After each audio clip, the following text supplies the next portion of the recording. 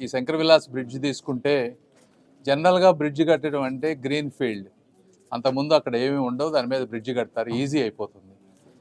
ఇక్కడ వచ్చేటప్పటికి ఉన్న బ్రిడ్జిని డిస్మాంటిల్ చేయాలి. అందులో కూడా రైల్వే పోర్షన్, రైల్వే అనేటప్పటికి దాదాపు 120+ ట్రైన్స్ ఈ ప్రాంతం నుంచి వెళ్తూ ఉంటాయి, హై టెన్షన్ వైర్స్ ఉంటాయి. వీటన్నిటిలో ఎక్కడ ఇబ్బంది లేకుండా, గుంటూరు అనేది ఒక సెంట్రల్ పార్ట్ కాబట్టి ఇక్కడ ఎక్కడ చిన్న మిస్టేక్ అయినా, సేఫ్టీ అయినా కూడా కొన్ని రైళ్లు ఆగిపోవడం కానీ, కొన్ని వేల మంది ప్రయాణికులకు ఇబ్బంది అయ్యేటువంటి పరిస్థితి.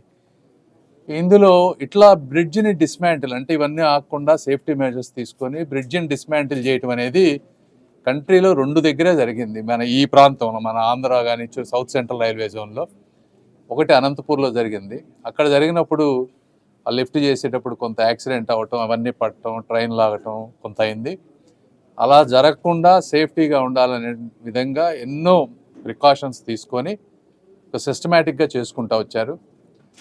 ఈ విధంగా అంటే ఒక కార్యక్రమం చేసేటప్పుడు ఈ జర్నీలో జరిగేటువంటి ఆనందకరమైన విషయాలను కూడా మనం సెలబ్రేట్ చేసుకోవాలి.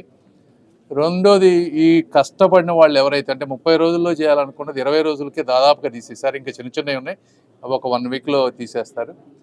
అంత ఫాస్ట్గా సేఫ్గా చేశారు కాబట్టి చేసినటువంటి కార్మికులు ఎవరైతే ఉన్నారో, కష్టపడ్డారో వాళ్ళందరినీ గుర్తించి ఇది ఒక కేస్ స్టడీ లాగా, అంటే ఇట్లా చేసిన పరిస్థితి ఎక్కడా లేదు, అది చేసే విధానం కూడా, దీన్ని కూడా ఇంజనీరింగ్ దాంట్లో కేస్ స్టడీ లాగా పెట్టాలనేది రైల్వే అధికారులు చెప్తున్నటువంటి మాట.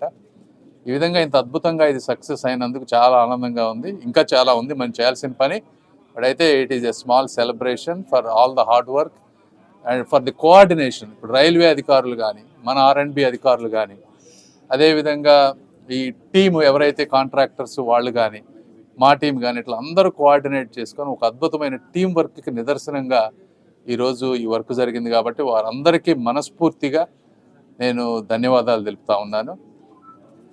ఇంకా ముందుకు వెళ్ళాలని కోరుకుంటా ఉన్నాను. Thank you.